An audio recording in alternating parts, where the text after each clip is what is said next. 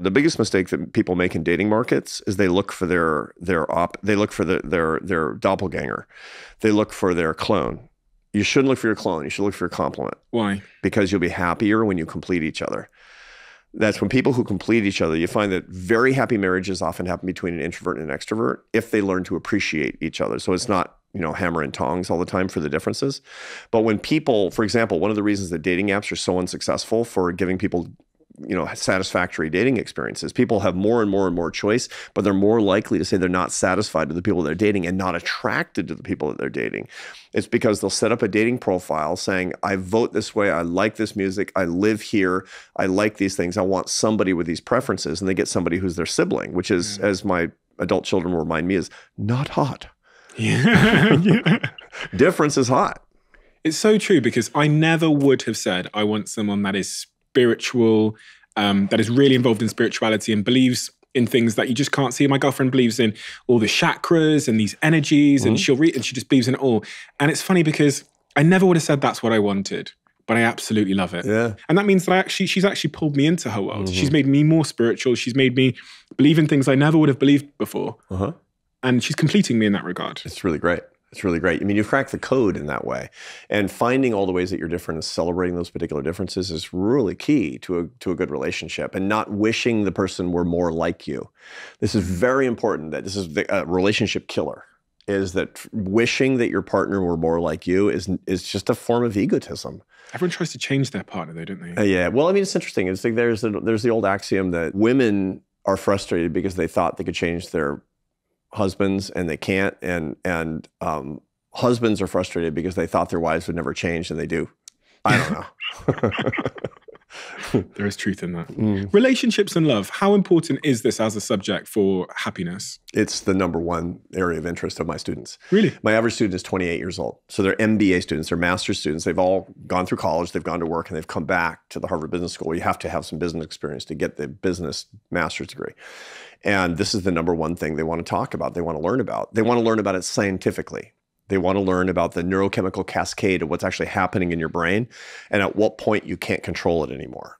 We have a lot of case studies at the business school about, CEOs who are dismissed for inappropriate relationships with subordinates. I mean, it's a classic theme. And the last line of the case study is always the CEO looking out the window of the train after being dismissed going, I don't know what happened. Yeah. And so we look at brain scans and say, this is what happened.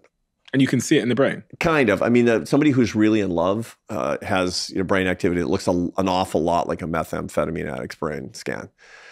I mean, your brain is, if you're at a certain point in the falling in love process, your brain is captured. So, I mean, at the beginning when people meet, there's a hormonal reaction with testosterone and estrogen, which are, sex hormones, obviously. And, when people see somebody who's really attractive, that's why they want to look attractive, because that's the ignition mechanism that typically happens. After that, you see a big increase in noradrenaline, aka epinephrine and dopamine levels. So you have anticipation of reward and euphoria. That's sort of the second line of things that tend to happen in this chemical cascade that's going on when you're falling in love.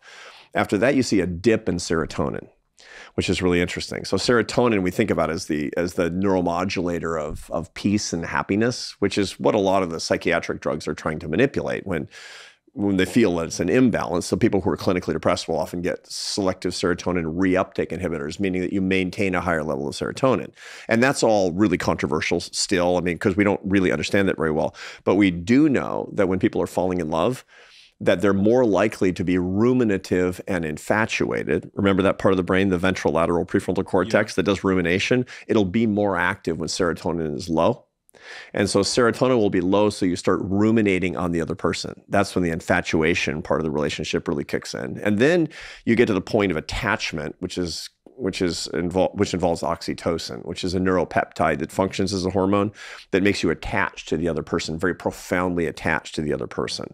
It's intensely pleasurable. So it's like, and the longer you let it go, the harder it is for your brain not to be really, really captured. You wouldn't go to a methamphetamine addict and say, why did you buy methamphetamine? That's illegal. They'll be like, duh, I'm an addict. I'm a junkie. It's the same thing as when somebody's sleeping with a subordinate.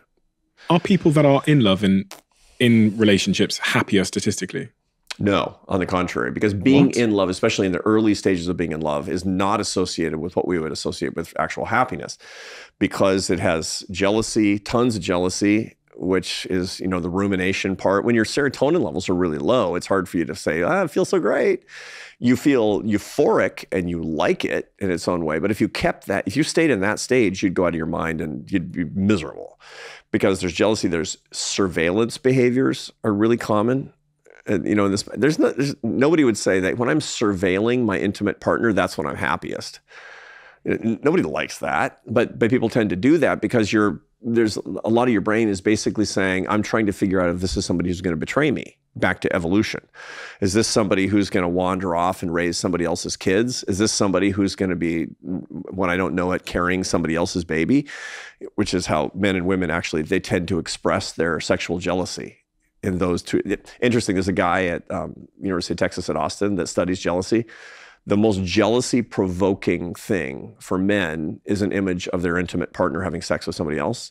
For women, it's an image of their intimate partner saying, I love you, to somebody else. And the reason is because traditionally or evolutionarily, women have to be worried that their partner is going to go take care of somebody else's children. And men have to be worried that they're not the actual father of the children, which, according to some estimates, is 15% of paternity, which is misattributed worldwide.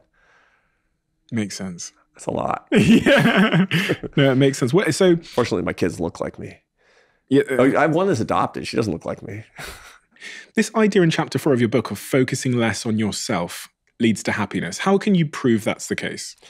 So there's a lot of experimental tests that actually show this using human subjects. And so one of the classic experiments, there's these guys at Northwestern. There's a fabulous social psychologist named Adam Waits. I don't know if you've had him on your show before. No. He's a really impressive and innovative social psychologist.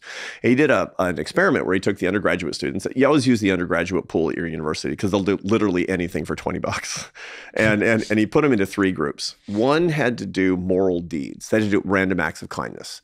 One had to do moral thoughts. They had to sit and think beautiful thoughts about other people. And one had to do sort of self-care things. Go do something that really makes you feel good. And they looked at their happiness over, a series of weeks with these interventions. And they found that moral deeds were happier than moral thoughts, and moral thoughts were happier than self-care. That's what they found. In other words, and again, this is basically showing the same thing that, I did research for years and years and years about happiness and charitable giving. If you're lonely, the most important thing you can do is volunteer. It just is. If you give money away, statistically, you're more likely to make more money next year. Incredible investment strategy. And the reason is because you see yourself as an agent of positive change. You're empowered when you're helping other people. When you give love, you get love. That's the bottom line, is what it comes down to. And so all of these experiments find kind of the same thing. If you put, 2 groups randomly selected of people, one group is playing board games and the other's helping, 6th graders with their math. The ones helping 6th graders with their math will have a mood boost for days afterward. I mean, this is just helping other people, helps you not focus on the psychodrama inside Steve's head. And it makes it so that life actually has a transcendent aspect to it. You get perspective, you get peace, and furthermore, you get empirical confirmation that you are that person that you want to be. If you love the Diary of a CEO brand and you watch this channel, please do me a huge favor. Become part of the 15% of the viewers on this channel that have hit the subscribe button. It helps us tremendously, and the bigger the channel gets, the bigger the guests.